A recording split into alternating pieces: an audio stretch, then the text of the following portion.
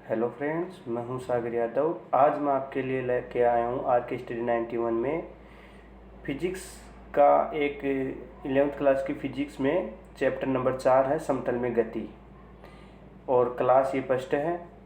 तो समतल में गति के में हम पढ़ेंगे सदिश क्या होती है, अदिश क्या होता है, और इसमें सदिशों का निरूपण क्या होता है, कौन कौन से सदिश होते हैं, इन सभी के बारे में इस क्लास में जानेंगे समझेंगे। तो चलो दोस्तों, अभी क्लास स्टार्ट करते हैं। पहला टॉपिक है समतल में सदिश, समतल में गति, जिसमें सदिश राशि होती है, अदिश राशि होती है और सदिश निरूपण, विभिन्न प्रकार के सदिश। ये आज 4 टॉपिक पढ़ेंगे हम। कौन कौन से? सदिश राशि, अदिश राशि, सदिश निरूपण और विभिन्न प्रकार के सदिश। भौतिक राशियाँ। भौतिक राशियाँ 2 प्रकार की होती हैं, एक सदिश राशि होती है और एक अदिश राशि होती है। सदिश राशि को वेक्टर बोलते हैं, अदिश राशि को स्केलर बोलते हैं। तो सदिश राशि में क्या होता है कि जिसमें परिमाण और दिशा दोनों उपलब्ध हों, सदिश राशि कहलाती है। ऐसी राशि जिसमें परिमाण और दिशा दोनों हो, सदिश राशि कहलाती है। और अदिश राशियाँ वे राशियाँ कहलाती हैं जिनमें सिर्फ परिमाण होता है, दिशा नहीं होती। उदाहरण से समझे तो उदाहरण जैसे विस्थापन है। विस्थापन में हमेशा परिमाण और दिशा दोनों आवश्यक होती हैं, और दूरी में कभी भी दिशा की आवश्यकता नहीं होती, सिर्फ परिमाण की आवश्यकता होती है। चलो इनकी परिभाषा देखते हैं हम। सदिश राशि की परिभाषा देखो। एक सदिश राशि वह राशि होती है जिसमें परिमाण और दिशा दोनों होती हैं। मैंने भी पीछे बताया कि ऐसी राशियां जिसमें परिमाण और दिशा दोनों होती हो, सदिश राशि कहलाती है। तथा वह योग संबंधी त्रिभुज के नियम तथा समांतर चतुर्भुज के योग संबंधी नियम की पालना करती हैं। इस प्रकार सदिश को उनके परिमाण की संख्या तथा दिशा द्वारा व्यक्त करते हैं। तो सदिश राशि की परिभाषा मुख्यतः तो यहाँ तक ही हो गई। एक सदिश राशि वह राशि जिसमें परिमाण दिशा दोनों होती हैं, यहाँ तक ही हो गई। इसके आगे हम इस प्रकार समझ सकते हैं कि सदिश राशि किस प्रकार होती है और क्या होती है। उदाहरण से समझे तो विस्थापन, त्वरण और बल, ये सदिश राशियाँ होती हैं। अदिश राशि। अदिश राशि, एक अदिश राशि वह राशि है जिसको केवल उसके परिमाण द्वारा व्यक्त किया जाता है। उसमें दूरी का कोई रोल, उसमें दिशा का कोई रोल नहीं होता। सदिश राशि में परिमाण दिशा दोनों, और अदिश राशि में ओनली परिमाण होता है, दिशा नहीं होती। उदाहरण से समझे तो आयतन, घनत्व, दूरी, चाल, कार्य, ऊर्जा आदि सभी अदिश राशियाँ कहलाती हैं। अदिश और सदिश निरूपण क्या होता है? सदिश निरूपण 2 प्रकार से होता है, एक तो ग्राफी विधि द्वारा, एक होता है विश्लेषणात्मक विधि द्वारा। विश्लेषणात्मक विधि को हम गणितीय विधि भी कहते हैं। ग्राफी विधि में क्या होता है कि ग्राफी विधि में जैसे मैंने ये चित्र बना रखा है, तो ए बी कोई सदिश है जो जिसका परिमाण p है, तो ए बी सदिश इक्वल टू परिमाण p सदिश। विश्लेषणात्मक सदिश में क्या होता है? परिमाण p बराबर p का परिमाण सदिश का परिमाण होता है।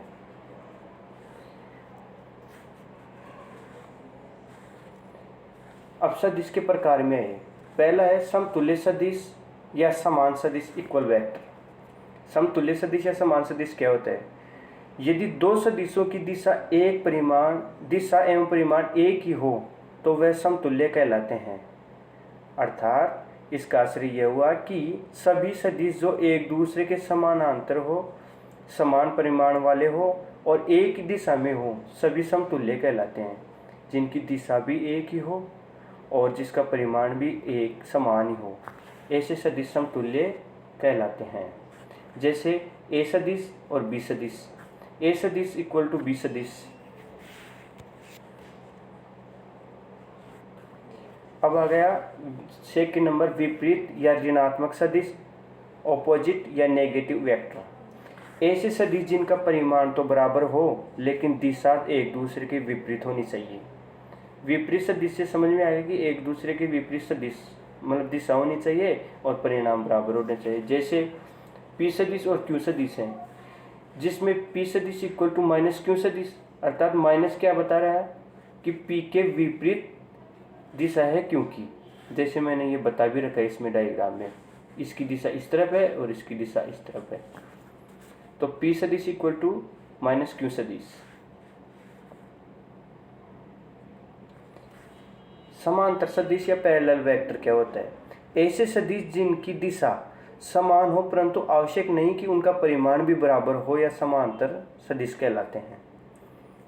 अर्थात ऐसे सदिश जिनकी दिशा तो समान होनी चाहिए, जैसे इसकी दिशा P सदिश की इस तरफ है और Q सदिश की भी इसी तरफ है। P सदिश इक्वल टू Q सदिश, दिशा तो समान है लेकिन उनका परिमाण 0 नहीं होगा, ऐसा जरूरी नहीं है। इनका परिमाण हमेशा बराबर हो ऐसा ज़रूरी नहीं है, ये बराबर नहीं भी हो सकते हैं, जैसे मैंने बताया इसका परिणाम इतना हुआ और इसका इतना। अब 4 नंबर का आ गया प्रति समांतर सदिश एंटी पैरेलल वेक्टर। ऐसे सदिश जिनकी दिशा एक दूसरे के विपरीत हो प्रति समांतर सदिश कहलाते हैं। ऐसे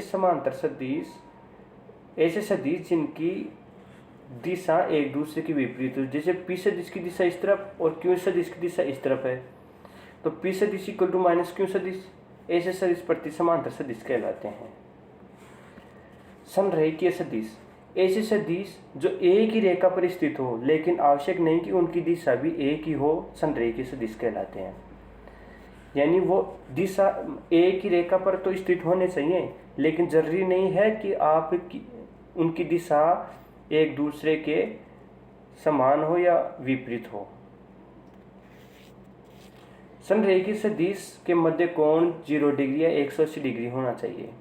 अब हम ये जानते हैं कि समतल पर एक सरल रेखा पर 0 डिग्री या 180 डिग्री का कोण बनता है, तो ये कोण 0 डिग्री या 180 डिग्री होना चाहिए।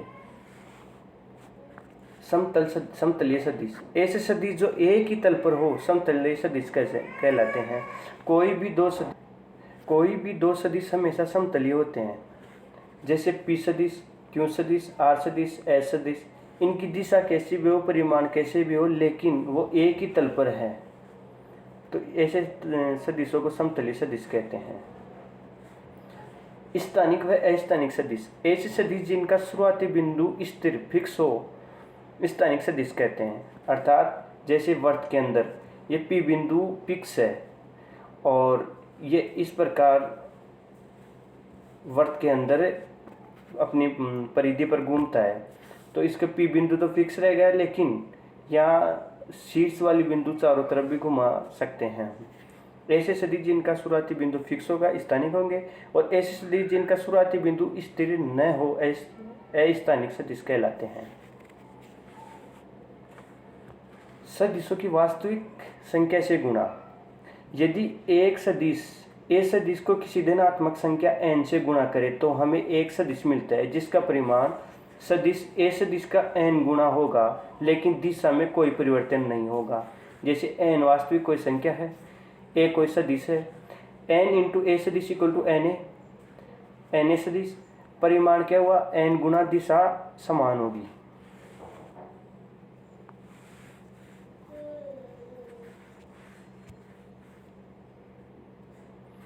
अब आ गया सदिश ए सदिश को यदि एक ऋणात्मक संख्या -n से गुणा करे तो एक अन्य सदिश प्राप्त होता है जिसकी दिशा ए सदिश के विपरीत हो जाती है, जिसका परिमाण ए परिमाण का n गुणा हो जाता है। जैसे -1 इंटू ए सदिश, -1 नहीं, यहाँ -n इंटू ए सदिश है, इक्वल टू -a सदिश इक्वल टू -a का परिमाण, दिशा विपरीत। अर्थात परिमाण तो वही रहता है लेकिन दिशा विपरीत हो जाती है। तो दोस्तों ये वीडियो अच्छा लगे तो शेयर करना, सब्सक्राइब करना, लाइक करना, और इसके आगे की क्लास मैं नेक्स्ट डे लेकर आऊँगा। और समतलीय सदिश की अभी क्लासें चलेंगी, 2-4 क्लासें चलेंगी समतलीय गति की। तो चैप्टर 4 अभी ख़त्म भी नहीं हुआ। तो बाय दोस्तों, थैंक यू।